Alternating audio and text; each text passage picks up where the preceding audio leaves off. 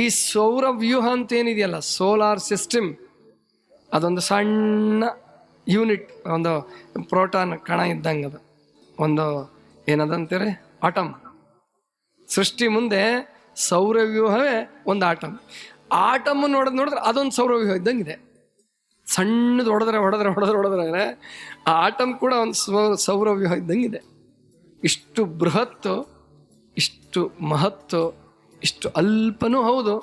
ಅಣುವಿಂಗೆ ಅಣು, ಮಹತ್ತಿಂಗೆ ಮಹತ್. ಅಣೋರಣೀಯಾನ್ ಮಹತೋ ಮಹಿಯಾನ್. ಪರಮಾತ್ಮನ ಸೃಷ್ಟಿ ಇಷ್ಟಿದೆ, ನಾವು ಒದ್ದಾಡ್ತಾ ಇದ್ದೀವಿ. ಅದಕ್ಕೆ ನಾನು ನಿಮಗೆ ಹೇಳೋದು, ಯಾಕಿದನ್ನು ಹೇಳ್ತಾ ಇದ್ದೀನಿ ಅಂದರೆ, ಅನಾದಿ ಅಂದರೆ ಈ ಸೃಷ್ಟಿಗೆ ಪೂರ್ವದಲ್ಲಿದ್ದ ಪರಮಾತ್ಮನ ಸ್ಥಿತಿಗೆ ಅನಾದಿ ಅಥವಾ ನಿಷ್ಕಳ ಲಿಂಗ, ನಿಶೂನ್ಯ ಲಿಂಗ, ನಿರಂಜನ ಲಿಂಗ ಅಂತ ಹೇಳ್ತಾರೆ ಶರಣರು. ಅದರಿಂದ ಹುಟ್ಟಿದ್ದೆ ಆದಿ ಮಹಾಲಿಂಗ. ಇನ್ನು ಭೂಮಿ ಬಂದಿಲ್ಲ. ಅನಾದಿಯ ಮಗ ಆದಿ, ಆದಿಯ ಮಗ ಅತೀತ. ಇನ್ನು ಮಹಾಲಿಂಗ ಸೃಷ್ಟಿ ಆಯಿತು. ಮಹಾಲಿಂಗದಿಂದ ಓಂಕಾರ ಸೃಷ್ಟಿ ಆಗ್ತದೆ. ಅಲ್ಲಿ ಮತ್ತೆ ಶಕ್ತಿಗಳು ಬರ್ತಾವೆ. ಆದಿಶಕ್ತಿ, ಚಿಚ್ಶಕ್ತಿ, ಪರಾಶಕ್ತಿ ಅಂತ 3 ಶಕ್ತಿಗಳು. ಅಂದರೆ ಇಚ್ಛಾಶಕ್ತಿ, ಜ್ಞಾನಶಕ್ತಿಗೆ, ಕ್ರಿಯಾಶಕ್ತಿ ಇನ್ನೂ ಸೃಷ್ಟಿ ಆಗೇ ಇಲ್ಲ. ಅದು ಅತೀತ, ನಿಮಗೆ ಕಲ್ಪಿಸ್ಕೊಳಕ್ಕಾಗಲ್ಲ ಅದನ್ನು. ಅನಾದಿಯ ಮಗ ಆದಿ, ಆದಿಯ ಮಗ ಅತೀತ. ಅತೀತ ಅತೀತ ಅಂದರೆ ಓಂಕಾರ ಸೃಷ್ಟಿ ಶುರುವಾಯ್ತು ಇಲ್ಲಿಂದ. ಅಲ್ಲಿಂದ ಶುರುವಾಗ್ತದೆ ಒಂದೊಂದೊಂದೊಂದೊಂದೊಂದು. ಆಕಾಶ ಮೊದಲು ಸೃಷ್ಟಿ ಆಯಿತು. ಬೈಬಲಲ್ಲಿ ಬರೀ 7 ದಿವಸಕ್ಕೆ ಸೃಷ್ಟಿ ಮುಗಿಸ್ಬಿಟ್ಟಾರ ಅವರು. ಆ 7 ದಿವಸನೂ ಇಲ್ಲ, 6 ದಿವಸ. ಸೋಮವಾರದಿಂದ ಶನಿವಾರದವರೆಗೂ ಸೃಷ್ಟಿ ಆಯ್ತಂತೆ. 7ನೇ ದಿವಸ ಅವನು ರೆಸ್ಟ್ ತೊಗೊಂಡ್ಬಿಟ್ನಂತೆ. ಯಾರೋ ಪರಮಾತ್ಮನಿಗೂ ಸುಸ್ತಾಯ್ತಂತ ಸೃಷ್ಟಿ ಮಾಡಿ ಮಾಡಿ ಮಾಡಿ. ಭಾನುವಾರ ಅವನು ರಜೆ ತಗೊಂತಾನೆ, ಸಂಡೇ ಅವನು ರಜೆ ತಗೊಂತಾನೆ. ನಮ್ದು ಹಂಗಿಲ್ಲ, ಅವನಿಗೆ ರಜವೇ ಇಲ್ಲ. ಅವನು ರಜೆ ತಗೊಂಡ, ನಮಗೆ ಖಾಯಂ ರಜಾ. ಅರ್ಥ ಆಯ್ತಾ? ನಾವು ಎದ್ದಳಂಗೆ ಇಲ್ಲ. ಇದು ಒಂದು 7 ದಿವಸದಲ್ಲೋ 6 ದಿವಸದಲ್ಲೋ ಆದ ಸೃಷ್ಟಿ ಅಲ್ಲ. ಪ್ರಾಯಶಃ 6 ಹಂತಗಳು, 6 ಸ್ತರಗಳನ್ನು ಹೇಳ್ತಾರೆ ಶರಣರು. ಸಹಜದಿಂದ ನಿರಾಲಂಬವಾಯಿತು, ಅಲ್ಲಮಪ್ರಭುಗಳ ವಚನ. ಸಹಜದಿಂದ ನಿರಾಲಂಬವಾಯಿತು, ನಿರಾಲಂಬದಿಂದ ನಿರಾಳವಾಯಿತು, ನಿರಾಳದಿಂದ ನಿರವಯವಾಯಿತು, ನಿರವಯವದಿಂದ ಆದಿಯಾಯಿತು. ಆದಿಯಿಂದ ಎಲ್ಲ ಸೃಷ್ಟಿ ಆಗ್ತದೆ. ಮೊಟ್ಟ ಮೊದಲು ಪಂಚಭೂತಗಳು. ನಮ್ಮ ದೇಹ ನಿರ್ಮಾಣ ಆಗಿರೋದು ಯಾವುದರಿಂದ? ಪಂಚಭೂತಗಳಿಂದ. ಪಂಚ ಅಂದರೆ 5. ಯಾವ್ಯಾವ್ದಾಗಾದ್ರೆ? ಆಕಾಶ, ಗಾಳಿ, ಅಗ್ನಿ, ನೀರು, ಭೂಮಿ. ಅಥವಾ ಇನ್ನೂ ಸುಲಭವಾಗಿ ಹೇಳ್ಬೇಕಂದ್ರೆ ಭೂಮಿಯಿಂದ ಹೋಗೋಣ. ಪೃಥ್ವಿ, ಅಪ್, ತೇಜ, ವಾಯು, ಆಕಾಶ. ಮೊಟ್ಟ ಮೊದಲು ಹುಟ್ಟಿದ್ದು ಆಕಾಶ. ಆಕಾಶದಿಂದ ವಾಯು, ವಾಯುವಿನಿಂದ ಅಗ್ನಿ, ಅಗ್ನಿಯಿಂದ ಜಲ, ಜಲದಿಂದ ಪೃಥ್ವಿ. ಯಾಕೋ ಇದೊಂಥರ ಗಣಿತದ ಕ್ಲಾಸ್ ಇದ್ದಂಗಿದೆ ಅನ್ಸುತ್ತಾ? ಏನು ತಲೆ ಕೆಡಿಸ್ಕೋಬೇಡಿ, ಆರಾಮಾಗಿರಿ. ಗೊತ್ತಾಯ್ತಲ್ವಾ? ಈಗ ನಮ್ಮ ಶರೀರಕ್ಕೆ ಬರೋಣ. ಆಕಾಶದಿಂದ ಕೆಳಗೆ ಇಳಿದ್ಬಿಡಿ, ಕಣ್ಣು ತೆಗೀರಿ. ಇವಾಗ ಇಲ್ಲಿ ತನಕ ಕಣ್ಣು ಮುಚ್ಚಿದ್ರೆ ಕಣ್ಣು ತೆಗೀರಿ. ಇವಾಗ ಈಗ ನಮ್ಮ ಶರೀರಕ್ಕೆ ಬರೋಣ. ಈಗ ನಮ್ಮ ಶರೀರದಲ್ಲಿ 5 ತತ್ವ ಇದಾವ. ಭೂಮಿ ಯಾವ ರೂಪದಲ್ಲಿದೆ? ನಮ್ಮ ಶರೀರದಲ್ಲಿ ಭೂಮಿ ಇದೆ. ಯಾವ್ಯಾವ್ದು ಕೈಗೆ ಸಿಗುತ್ತೋ, ಈಗ ಉಗುರು, ಚರ್ಮ, ಮಾಂಸ, ಮೂಳೆ, ಹಲ್ಲು, ಇವೆಲ್ಲ ಯಾವ ತತ್ವ? ಇದು ಯಾವ ತತ್ವ? ಪೃಥ್ವಿ ತತ್ವ. ಗುಡ್. ಬೆವರು, ರಕ್ತ, ರಸ, ಗ್ಯಾಸ್ಟ್ರಿಕ್ ಜ್ಯೂಸ್, ಆಮೇಲೆ ಲಾಲಾ ರಸ, ಮೂತ್ರ, ಇದೆಲ್ಲ ಯಾವುದು? ಜಲತತ್ವ. ಅಗ್ನಿ ತತ್ವ ಇದೆಯಾ ನಿಮ್ಮ ಒಳಗಡೆ? ಬೆಂಕಿ ತತ್ವ ಇದೆಯಾ? ಮುಟ್ಟು ನೋಡಿದ್ರೆ ಗೊತ್ತಾಗ್ತದೆ, ಹೌದಿಲ್ಲ? ಮುಟ್ಟು ನೋಡಿದ್ರೆ ಗೊತ್ತಾಗ್ತದೆ ಅಗ್ನಿ ತತ್ವ. ಬೆಚ್ಚಗಿದ್ದೀರಿ ನೀವು. ಏನಾರ ಪೂರ ತಣ್ಣಗಾದ್ರಿ ಅಂದ್ರೆ ಮುಗೀತ್ ಕತೆ. ತಣ್ಣಗಾದ್ನಪ್ಪ. ಪ್ರಾಯಶಃ ನಾನು ಹೋದ್ಮೇಲೆ ಹಂಗಂತರ ಕಾಣಿಸ್ತದೆ, ಬಹಳ ಮಾತಾಡ್ತಿದ್ನಪ್ಪ, ತಣ್ಣಗಾದ ಅಲ್ವಾ? ಅಂದರೆ ತಿಳಿತಲ್ಲ, ಅಗ್ನಿ ತತ್ವ ನಮ್ಮೆಲ್ಲರಲ್ಲಿದೆ. ಬರೀ ಬಿಸಿ ಅಷ್ಟೇ ಅಲ್ಲ, ಸಿಟ್ಟು, ಅಗ್ನಿತತ್ವ, ಕಾಮ ಅಗ್ನಿತತ್ವ, ಆಮೇಲೆ ಚಿಂತೆ ಅಗ್ನಿತತ್ವ. ಇದೆಲ್ಲ ನಮ್ಮೊಳಗಡೆ ಇದು ಹಸಿವು, ಉದರಾಗ್ನಿ ಅಂತ ಕರೀತಾರೆ ಅದಕ್ಕಲ್ಲ, ಅಗ್ನಿತತ್ವ ಇದೆ. ಅಗ್ನಿತತ್ವ. ವಾಯುತತ್ವ ಇದೆಯಾ? ಉಸಿರಾಟ ಮಾಡ್ತೀರಿ ಪಂಚಪ್ರಾಣಗಳ ರೂಪದಲ್ಲಿ, ದಶಪ್ರಾಣಗಳ ರೂಪದಲ್ಲಿ, ಇನ್ನೂ 15 ಪ್ರಾಣಗಳು ಹೇಳ್ತಾರೆ, ಮತ್ತೆ ಉಪಪ್ರಾಣಗಳು, ಮಹಾಪ್ರಾಣಗಳು ಮತ್ತದವು, ಅವೆಲ್ಲ ಬಹಳ ಇದಾವೆ. ಆಕಾಶ ತತ್ವ ಇದೆಯಾ ನಿಮ್ಮೊಳಗಡೆ? ಈಗ ಎಲ್ಲರೂ ಸುಮ್ಮನೆ ಆದ್ರಲ್ಲ, ಹೋಗ್ಲಿ ಬಿಡಿ ಮಕ್ಕಳೇ. ಆಕಾಶ ಎಲ್ಲಿದೆ? ಮೇಲೆ. ಗುಡ್. ಆದರೆ ಮಾರ್ಕ್ಸ್ ಮೈನಸ್. ಆಕಾಶ ತತ್ವ ಎಲ್ಲಿದೆ? ಮೇಲೆ. ಆಕಾಶದ ಬಣ್ಣ ಯಾವುದು? ಯಾರು ಬಳದ್ರು? ಬಣ್ಣ ಯಾರು ಬಳದ್ರು ಆಕಾಶಕ್ಕೆ? ರಾಮಾಚಾರಿ ಬಳದ್ನಾ? ಆಕಾಶಕ್ಕೆ ಬಣ್ಣ ಬಳದವ್ರು ಯಾರು? ದೇವರು. ಗುಡ್. ಎಷ್ಟು ಪೇಂಟ್ ಹಿಡ್ದಿರ್ಬೇಕು ಅಂದಾಜು? ಎಷ್ಟು ಬಕೆಟ್ ದೇವ್ರಿಗೆ ಬಳಿಯಕ್ಕೆ? ವಾಸ್ತವಿಕವಾಗಿ ಆಕಾಶಕ್ಕೆ ಬಣ್ಣ ಇಲ್ವೇ ಇಲ್ಲ. ಆಕಾಶ ಮೇಲಷ್ಟೇ ಇಲ್ಲ, ನಿಮ್ಮೊಳಗೂ ಆಕಾಶ ಇದೆ, ನಿಮ್ಮ ಸುತ್ತಮುತ್ತ ಆಕಾಶ ಇದೆ. ಈಗ ನಾನು ಹಿಂಗೆ ಕೈ ಆಡಿಸ್ಬೇಕಂದ್ರೆ ಆಕಾಶ ಇರಬೇಕು, ಮಾತಾಡಬೇಕು ಅಂದ್ರೆ ನನ್ನ ಬಾಯಿಯೊಳಗಡೆ ಆಕಾಶ ಇರಬೇಕು. ಬಾಯಿಯೊಳಗೆ ತುಂಬ ಏನಾದ್ರು ತುಂಬ್ಕೊಂಬಿಟ್ಟೆ ಅಂತ ಇಟ್ಕೊಳ್ಳಿ, ಪಲಾವು ಬಜ್ಜಿ ಏನಾದರೂ ಪಲ್ಯ ತುಂಬ್ಕೊಂಡೆ ಅಂತ ಇಟ್ಕೊಳ್ಳಿ, ಮಾತಾಡಕ್ಕೆ ಬರ್ತದೆ? ಮಾತಾಡ್ಬೇಕಂದ್ರೆ ಬಾಯಲ್ಲಿ ಆಕಾಶ ಇರಬೇಕು, ಕಿವಿ ಕೇಳಿಸ್ಬೇಕಂದ್ರೆ ಕಿವಿಯಲ್ಲಿ ಆಕಾಶ, ಮೂಗಿನ ಮೂಲಕ ಗಾಳಿ ಹೋಗ್ಬೇಕಂದ್ರೆ ಮೂಗಲ್ಲಿ ಆಕಾಶ ಇರಬೇಕು. ಈಗ ಕೆಲವು ಮಕ್ಳು ಇರ್ತಾವ, ಏನಾರ ಹುಡುಗ್ರ, ಸಣ್ಣ ಹುಡುಗರು ಇರ್ತಾವ, ತಿನ್ನಕ್ಕೆ ಕೂಡ್ಸಿರೋ ಒಂದು 5 ರೊಟ್ಟಿ ತಿಂದ್ಬಿಡ್ತಾವ. ಇಟ್ಟಿರ್ತಾವ ನೋಡಿದ್ರೆ 5 ರೊಟ್ಟಿ ತಿಂದ್ಬಿಡ್ತಾವ. ಮತ್ತೆ ಎಲ್ಲಿತ್ತು ಒಳಗೆ? ಎಲ್ಲಿ ಯಾರು ಇಟ್ಕೊಂಡ್ರು ಒಳಗೆ? ಆಕಾಶ ಇದೆ, ಖಾಲಿ ಇದೆ ಒಳಗೆ. ಅದಕ್ಕೆ ತಿಂತಾನೆ ಪಾಪ, ಅವನು ತಪ್ಪ ಅಲ್ಲ ಅದು. ಒಳಗೆ ಆಕಾಶ ಐತೆ ಅವನಿಗೆ, ಗೊತ್ತಾಯ್ತಲ್ವಾ? ಆಕಾಶ ಇದೆ. ನಮ್ಮೊಳಗಡೆ ಇರುವ ಆಕಾಶಕ್ಕೆ ಘಟಾಕಾಶ ಅಂತ. ನಮ್ಮೊಳಗಡೆ ಇರೋದಕ್ಕೆ ಏನಂತಾರೆ? ಘಟ ಅಂದ್ರೆ ಶರೀರ, ಶರೀರದೊಳಗಡೆ ಇರೋ ಆಕಾಶ ಘಟಾಕಾಶ. ಜೀವಕೋಶಗಳ ನಡುವೆ ಕೂಡ ಆಕಾಶ ಇದೆ ಅಂತ ಹೇಳ್ತಾರೆ.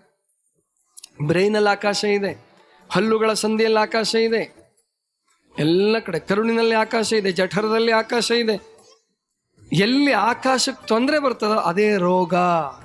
ಇರಬೇಕಾದ ಜಾಗದಲ್ಲಿ ಆಕಾಶ ಇಲ್ಲ, ಅಲ್ಲೆಲ್ಲ ಕಿರಿಕಿರಿ ಶುರುವಾಗ್ತದೆ. ಈಗ ಉದಾಹರಣೆಗೆ, ಈಗ ನಿಮ್ದೊಂದು 40-60 ಸೈಟ್ ಇದೆ ಅಂತ ಇಟ್ಕೊಳ್ರಿ, 40-60 ಸೈಟ್ ಇದೆ. ನೀವು ಮನೆ ಕಟ್ಕೋಬೇಕಾದ್ರೆ ಎಷ್ಟರಲ್ಲಿ ಕಟ್ಕೋಬೇಕು? ಅಷ್ಟರಲ್ಲೇ ಕಟ್ಕೋಬೇಕು. ಅಕಸ್ಮಾತ್ 40-60 ಬಿಟ್ಟು ಕಟ್ಕೊಳಕ್ಕೆ ಶುರು ಮಾಡಿದ್ರಿ ಅಂತ ಇಟ್ಕೊಳ್ಳಿ, ಬಿಡ್ತಾರನ್ನ ಅವರು? ಬಡಿತಾರೆ, ಇಲ್ಲ ಕೋರ್ಟ್ಗೆ ಹೋಗ್ತಾರೆ, ಇಲ್ಲ ಚುಚ್ತಾರೆ, ಅಥವಾ ಅವ್ರು ನಿಮ್ಮದೇ ಇನ್ನೊಂದಷ್ಟು ಕಿತ್ಕೊಂಡು ಕಟ್ತಾರೆ. ಅವ್ರು ಭಾಳ ಸ್ಟ್ರಾಂಗ್ ಇದ್ರಂದ್ರೆ ನಿಮ್ಮದೇ ಹಂಗೆ ನಿಮಗೆ ದೇವರು ಒಂದಿಷ್ಟು ಆಕಾಶ ಕೊಟ್ಟಾನೆ. ನೀವೇನು ಮಾಡ್ತೀರಿ? ಅದನ್ನು ಉಲ್ಲಂಘಿಸಿ ಸ್ವಲ್ಪ ಇನ್ನೊಂಚೂರು ಇಷ್ಟು ದಪ್ಪ ಆಗ್ಬೇಕಂತ ಹೋಗ್ತೀರಿ. ಆವಾಗ ಪಕ್ಕದವ್ರ ಸೈಟ್ನವ್ರು ಚಾಲೂ ಮಾಡ್ತಾರೆ, ನೀನು ರೋಗ ತರ್ತೀನಿ, ಭಾಳ ಸೈಟ್ ಬಳಸ್ಕೊತ ಇದೀಯ ಆಕಾಶನ, ನಿನಗೆ ಬಿಡಲ್ಲ ಅಂತ ಶುರು ಮಾಡ್ತದೆ ದೇಹ. ಅರ್ಥ ಆಯ್ತಾ? ಅದೇ ರೋಗ. ಆಕಾಶ ಅನ್ನೋದು ನಿಮ್ಮೆಲ್ಲರಲ್ಲಿದೆ. ಆಕಾಶವನ್ನು ಹೆಚ್ಚಾಗಿ ಬಳಸ್ಕೊಂಡ್ರೆ ಆತ್ಮ ನಲುಗುತ್ತದೆ, ಆತ್ಮ ಕೊರಗುತ್ತದೆ, ಆತ್ಮ ಸೊರಗ್ತದೆ. ನೀವು ಎಷ್ಟೆಷ್ಟು ದಪ್ಪ ಆಗ್ತೀರಿ ಶಾರೀರಿಕವಾಗಿ, ಆತ್ಮ ಸೊರಗ್ತದೆ. ಗಾಂಧೀಜಿ ಹೆಂಗಿದ್ರು? ಗಾಂಧೀಜಿ ಎಷ್ಟು kg ಇರ್ಬೋದು ಅಂದಾಜು? 140 kg ಇದ್ರಾ? ಅದಕ್ಕೆ ಅವ್ರ ಮಾತು ಕೇಳ್ತಿದ್ರ ಜನ, ಪೈಲ್ವಾನಪ್ಪ ಗಾಂಧಿ, ಅದಕ್ಕೆ ಯಾಕೆ ಬಿಡಪ್ಪ ಸುಮ್ಮನೆ ಇವ್ನ ಯಾಕೆ ವಿರುದ್ಧ ಹಾಕೊಳ್ಳೋದಂತ ಗಾಂಧೀಜಿ ಮಾತು ಕೇಳ್ತಿದ್ರ? ಇಲ್ಲ, 40 kg ಇರ್ಬೋದು ಅಷ್ಟೇ ಗಾಂಧೀಜಿ. ಆದರೆ ಅವ್ರು ಏನಾರು ಬರ್ತಾರೆ ಅಂದ್ರೆ ಅವತ್ತಿನ ಕಾಲಕ್ಕೆ ಯಾವುದಿಲ್ಲ, ವಾಟ್ಸಪ್ ಇಲ್ಲ, ಟ್ವಿಟರ್ ಇಲ್ಲ, ಇಮೇಲ್ ಇಲ್ಲ, TV ಇಲ್ಲ, ಏನಿಲ್ಲ. 1000 ಜನ ಸೇರ್ತಿದ್ರು ಗಾಂಧೀಜಿ ಬರ್ತಾರಂದ್ರೆ. ಯಾಕೆ? ಗಾಂಧೀಜಿ ಆತ್ಮ ಅಷ್ಟು ಪ್ರಖರವಾಗಿತ್ತು, ವಿಶಾಲವಾಗಿತ್ತು, ಆಕಾಶ ತತ್ವ ಇತ್ತು. ಉಪವಾಸ ಮಾಡ್ತಿದ್ರು, ಆಕಾಶ ತತ್ವ ಇತ್ತು. ಅದಕ್ಕೆ ಗಾಂಧೀಜಿ ಮಾತು ಕೇಳ್ತೀನಿ. ಇವತ್ತು ಸಿದ್ದೇಶ್ವರ ಸ್ವಾಮಿಗಳು ಬಂದರೆ ಎಲ್ಲ ಸೇರ್ತಾರೆ. ನಾವೆಷ್ಟೆಲ್ಲ ಬಡ್ಕೊಂತೀವಿ, ಮೈಕ್ ಹಚ್ಚಿ ಒದರಿಸ್ತೀವಿ, ಮನೆಗೆ ಪೋಸ್ಟರ್ ಹಂಚ್ತೀವಿ, ಪಾಂಪ್ಲೆಂಟ್ ಹಂಚ್ತೀವಿ, ಅಂದ್ರೂ ಬರಲ್ಲ, ಹೊರಗೆ ಬರಲ್ಲ. ಸಿದ್ದೇಶ್ವರ ಸ್ವಾಮಿಗಳು ಬರಲಿ, ಶೇರು ಮಾರ್ಕೆಟ್ ಅವರು ಮೊದಲು ಬರ್ತಾರೆ ಓಡಿ, ಹೌದಿಲ್ಲ? ಮೊದಲು ಓಡಿ ಬರ್ತಾರೆ. ಅವನು ಯಾಕೆ ಸಿಗಂಗಿಲ್ಲ ಮಾರ, ಬಂದಾರ ನಮ್ಮೂರಿಗೆ ಬಂದಾರ, ತಡಿ ನೋಡ್ಬಿಡೋಣ ಒಂದ್ಸಾರಿ ದರ್ಶನ ಮಾಡ್ಬಿಡೋಣ.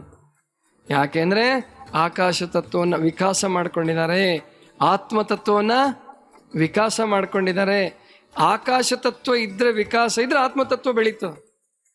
ನಾವು ಬರೀ ಪೃಥ್ವಿ ಜಲ ಅದರಲ್ಲೇ ಒದ್ದಾಡ್ತಿದ್ರೆ ಆಕಾಶ ತತ್ವ ವಿಕಾಸ ಆಗಲ್ಲ, ಆತ್ಮತತ್ವ ಬೆಳೆಯಲ್ಲ.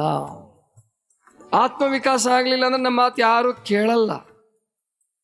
ಆತ್ಮತತ್ವ ವಿಕಾಸ ಮಾಡ್ಕೊಳ್ಳಿಲ್ಲ ಅಂದ್ರೆ, ಆತ್ಮ ಶ್ರೇಯಸ್ಸಾಗಲಿಲ್ಲ ಅಂದರೆ, ಆತ್ಮ ಪ್ರಗತಿ ಆಗಲಿಲ್ಲ ಅಂದರೆ, ಈಗ ಬುದ್ಧನ ಪ್ರಭಾವಳಿ ಮೈಲುಗಟ್ಟಲೆ ವ್ಯಾಪಿಸಿರ್ತಿತ್ತಂತ.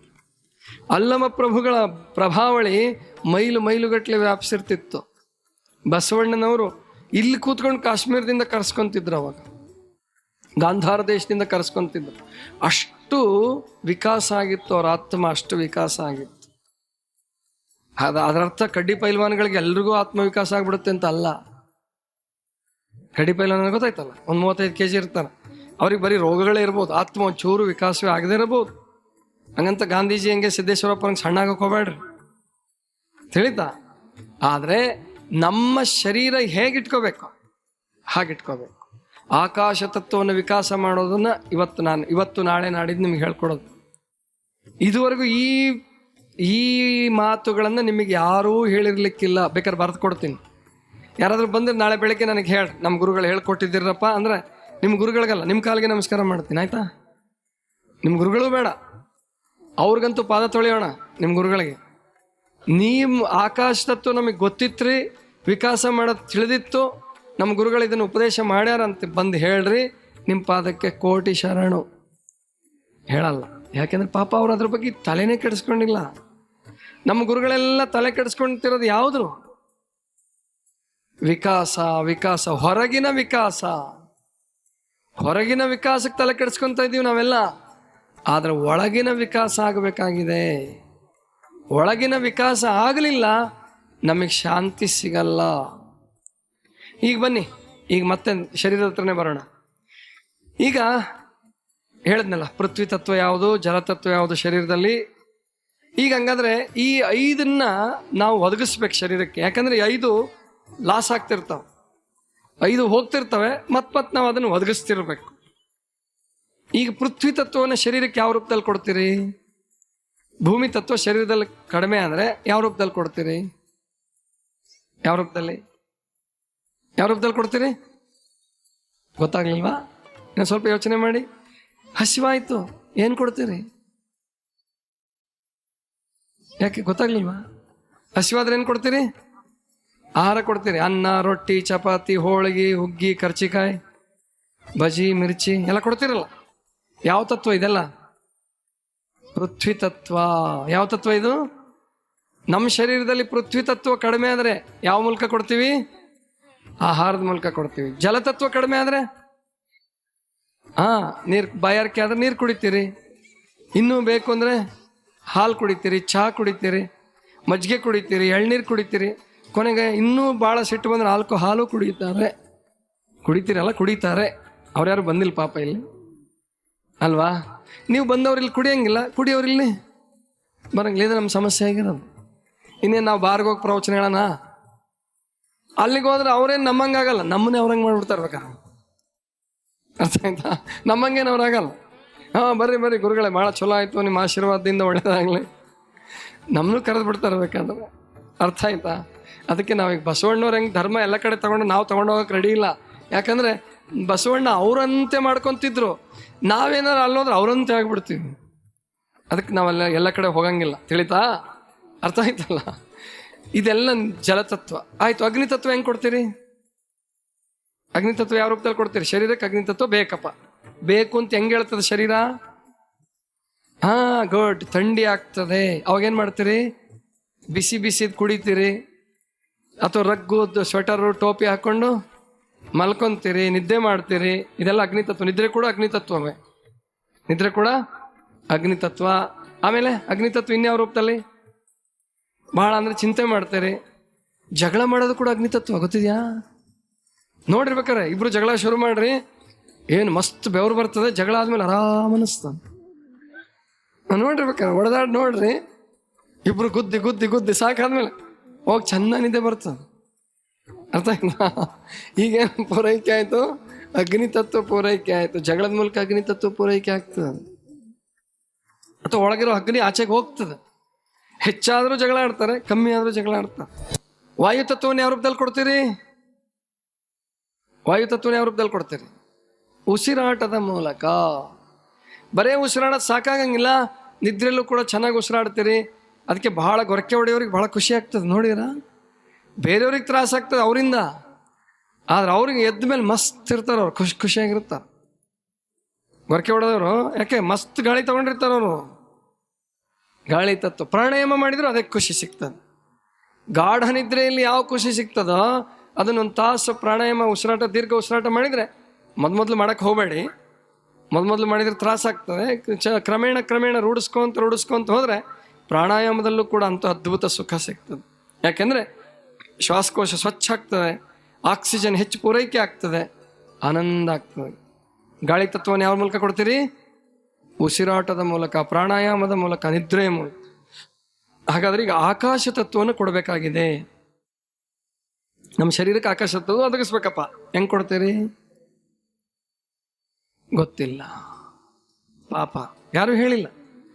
ಮತ್ತೆ ನಿಮಗೆ ಆಕಾಶ ತತ್ವದ ಕೊರತೆ ಆಗಿದೆ ಅಂತಾನೆ ಅನಿಸಿಲ್ಲ ಬಹಳ ಜನರಿಗೆ. ಈಗ ಹಸಿವಾದ್ರೂ ಉಣ್ತೀರಿ, ಬಾಯಾರಿಕೆ ಆದ್ರೆ ನೀರು ಕುಡಿತೀರಿ, ಆಮೇಲೆ ಉಸಿರು ಕಟ್ಟಿದ್ರೆ ಬೇಡಪ್ಪ ಇಲ್ಲಿ ಸೆಕೆ ಆಗ್ತದೆ, ದಗೆ ಆಗ್ತದೆ, ಆಚೆ ಹೋಗಿ ಗಾಳಿ ತಗೊಂತೀರಿ. ಆಕಾಶ ತತ್ವ ಕೊರತೆ ಆಗಿದೆ ಅಂತಾನೆ ಅನ್ಸಲ್ಲ. ಆದ್ದರಿಂದ ನಿಮ್ಗೆ ಆಕಾಶ ತತ್ವ ತಗೋಬೇಕು ಅಂತ ಗೊತ್ತೇ ಇಲ್ಲ. ಆಕಾಶ ತತ್ವವನ್ನು ತಗೋಬೇಕು. ಆಕಾಶ ತತ್ವ ತಗೊಳ್ಳಾರ್ದಕ್ಕೆ ಇಷ್ಟೆಲ್ಲ ಕಾಯಿಲೆಗಳು ಬಂದಿರೋದು. ಆಕಾಶ ತತ್ವವನ್ನು ಕೊಡೋದು ಶರೀರಕ್ಕೆ ಹೆಂಗಪ್ಪ ಅಂದರೆ ಉಪವಾಸದ ಮೂಲಕ. ಅವಕಾಶ, ಅದಕ್ಕೆ ಇಂಗ್ಲೀಷಲ್ಲಿ ಆಕಾಶಕ್ಕೆ 2 ಶಬ್ದ ಇದೆ. ಇಂಗ್ಲೀಷಲ್ಲಿ 2 ಶಬ್ದ ಇದೆ. ಯಾವುದು? ಒಂದು ಸ್ಕೈ, ಇನ್ನೊಂದು ಸ್ಪೇಸ್. ಬ್ಲೂ ಸ್ಕೈ ಅಂತಾರ, ಬ್ಲೂ ಸ್ಪೇಸ್ ಅನ್ನಂಗಿಲ್ಲ. ಬ್ಲೂ ಸ್ಕೈ, ಸ್ಕೈ ಅಂದರೆ ಮುಗಿಲು. ಮುಗಿಲು ಅಂತ ಹೇಳ್ಬೇಕು, ಅದಕ್ಕೆ ಆಕಾಶ ಅನ್ನಂಗಿಲ್ಲ. ಮುಗಿಲು, ಬ್ಲೂ, ನೀಲಿಯ ಮುಗಿಲು ಅಥವಾ ನೀಲಿಯ ಭಾನು. ನೀಲಿಯ ಭಾನು ಗೊತ್ತಾಯ್ತಾ? ನೀಲಿಯ ಭಾನು ಅನ್ಬೋದು, ನೀಲಾಕಾಶ ಅಂತಾರೆ, ತಪ್ಪದು. ನೀಲಾಕಾಶ ಅನ್ನಬಾರದು. ಆಕಾಶ ಅಂದರೆ ಸ್ಪೇಸ್, ವ್ಯಾಕ್ಯೂಮ್, ನಿರ್ವಾತ ಪ್ರದೇಶ. ನಮ್ಮ ಶರೀರಕ್ಕೆ ಆಕಾಶ ತತ್ವವನ್ನು ಹೇಗೆ ಒದಗಿಸ್ತೀವಪ್ಪ ಅಂದರೆ ಉಪವಾಸದ ಮೂಲಕ, ಖಾಲಿ ಬಿಡೋದ್ರ ಮೂಲಕ. ಪೃಥ್ವಿ ತತ್ವ ಹಾಕಬೇಡ್ರಿ, ಆವಾಗ ಆಕಾಶ ತತ್ವ ನಿಮ್ಮ ಶರೀರಕ್ಕೆ ಸಿಗುತ್ತೆ. ಅದನ್ನೇ ಉಪವಾಸದಲ್ಲಿ ಕಲಿಸೋದು. ಅದಕ್ಕೆ ನಮ್ಮ ಹಿರಿಯರು ಉಪವಾಸ ಮಾಡ್ರಿ ವಾರಕ್ಕೊಮ್ಮೆ ಏಕಾದಶಿಗೋ ಅದಕ್ಕೋ ಇದಕ್ಕೋ ಸಂಕಷ್ಟಿಗೋ ಮಾಡ್ರಿ ಅಂತ ಹೇಳಿದರು. ಆದರೆ ನಿಜವಾಗಿ ಉಪವಾಸ ಇರೋದು ದೇವ್ರು ಹೊಲ್ಸಕ್ಕಲ್ಲ, ಆರೋಗ್ಯಕ್ಕಾಗಿ. ಅದ್ರ ಬಗ್ಗೆನೇ ವಿಸ್ತಾರವಾಗಿ ಹೇಳ್ತೀನಿ. ಆದ್ದರಿಂದ ಈಗ ತಿಳ್ಕೊಳ್ಳಿ, ನಮ್ಮ ಶರೀರಕ್ಕೆ ಆಕಾಶ ತತ್ವವನ್ನು ಒದಗಿಸ್ಬೇಕು. ಈಗಲೂ ಒದಗಿಸ್ತಾ ಇದ್ದೀರಾ ನೀವು. ಕೆಲವರು ಹೇಳ್ತಾರೆ ಉಪವಾಸ ಮಾಡ್ರಿ ಅಂದ್ಕೂಡ್ಲೆ, ಸ್ವಾಮೀಜಿ ನಾನು ಎಂದೆಂದೂ ಉಪವಾಸ ಮಾಡಲ್ಲ, ನಾನು ಹೊಟ್ಟೆ ಬಾಕ. ನೇರವಾಗಿ ಹೇಳ್ಬಿಡ್ತಾರ ಅವ್ರು. ನಾನು ಹೊಟ್ಟೆ ಬಾಕ, ತಿನ್ನೋದಿಲ್ದಿದ್ರೆ ನನಗೆ ತಡೆಯೋಕ್ಕಾಗಲ್ಲ, ನನಗೆ ಕಾಯಿಲೆ ಬಂದಿದೆ, ಹುಷಾರು ಮಾಡ್ತೀರಾ? ನಾನು ಹೇಳ್ತೀನಿ ನೀನು ಉಪವಾಸ ಮಾಡ್ತಾ ಇದೀಯಪ್ಪ, ದಿನ ಉಪವಾಸ ಮಾಡ್ತಾ ಇದೀಯ ನೀನು ಅಂತೀನಿ. ಹೆಂಗ್ರಿ ಅಂತಾರ ಅವ್ರು. ಈಗ ಬೆಳಗ್ಗೆ ತಿಂಡಿ ಅಂತೀರ, ನಾಷ್ಟ ಅಂತೀರ ನೀವು. ನಾಷ್ಟ, ಬೆಳಗ್ಗೆ ನಾಷ್ಟ ಎಷ್ಟೊತ್ತಿಗೆ ನಿಮ್ದೆಲ್ಲ? 8:30 9:00 ಮಕ್ಕಳೇ, ಬೇಗ ತಿನ್ಬೇಕು ಬೆಳಗಿನ ತಿಂಡಿನ ನೀವು. ಆ ವ್ಯಾನ್ ಬಂದಾಗ ತಿಂಡಿ ಕೂತ್ಕೊಳ್ಳೋದಲ್ಲ, ಗೊತ್ತಾಯ್ತಾ? ಬೇಗ ತಿನ್ನಿ. 7:30 8 ಗಂಟೆಗೆಲ್ಲ ತಿಂಡಿ ತಿನ್ಬೇಕು, ನಾಷ್ಟ ಮಾಡಬೇಕು. ಯಾಕೆಂದ್ರೆ ಹಸಿವೆ ಆಗಲ್ಲ. ಸಾಯಂಕಾಲದ ರಾತ್ರಿ ದಿನ ಕರಗೇ ಇಲ್ಲ. 10 ಗಂಟೆಗೆ 11 ಗಂಟೆಗೆ ಉಂಡಾರ ಮತ್ತೆ ಹೆಂಗೆ ಜೀರ್ಣ ಆಗ್ಬೇಕದು? ಅದಕ್ಕಾಗಿ ತೊಂದರೆ. ಈಗ ನಾಷ್ಟ ಮಾಡ್ತೀರಿ ಎಷ್ಟೊತ್ತಿಗೆ? 8 ಗಂಟೆಗೆ ನಾಷ್ಟ ಮಾಡ್ತೀರಿ. ಮಧ್ಯಾಹ್ನ ಊಟ ಎಷ್ಟೊತ್ತಿಗೆ?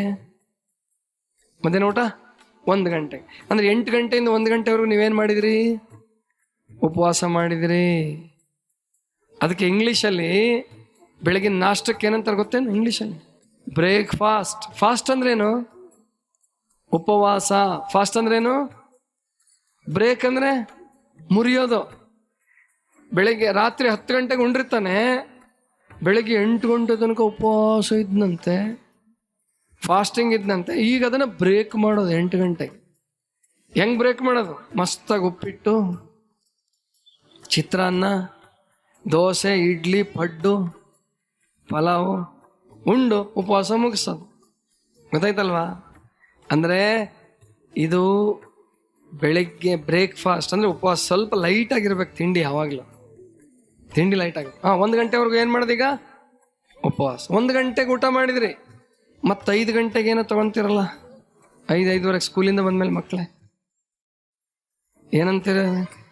5-5:30 ಏನಾದರೂ ಕುರುಕುಲು ತಿಂಡಿ ತಿಂತಿರಲ್ಲ. ಶ್ರೀಮಂತರುಗಳು ನಿಮ್ಮೂರಾಗ ತಿನ್ನಂಗೆ ಕಾಣಲ್ಲ. ಏನು ಚುಮ್ಮರಿ, ಅವಲಕ್ಕಿ, ಚೂಡ, ಪಳಾರ ಹಳೇ ಶಬ್ದ. ಇತ್ತೀಚೆಗೊಂದು ಶಬ್ದ ಹುಟ್ಕೊಂಡೈತೆ ಇಂಗ್ಲೀಷಿಂದ. ಏನಂತೀರಿ? ಸ್ನೇಕ್ಸ್. ಏನು ಸ್ನೇಕ್ಸ್ನಾ ಸ್ನ್ಯಾಕ್ಸಾ? ಹೌದಾ? ಅಂದರೆ ನಾನು ಕನ್ನಡ ಮೀಡಿಯಂ ಓದಿದ್ದು, 1 to PUC ವರೆಗೆ ಕನ್ನಡ ಮೀಡಿಯಮ್ಮೇ.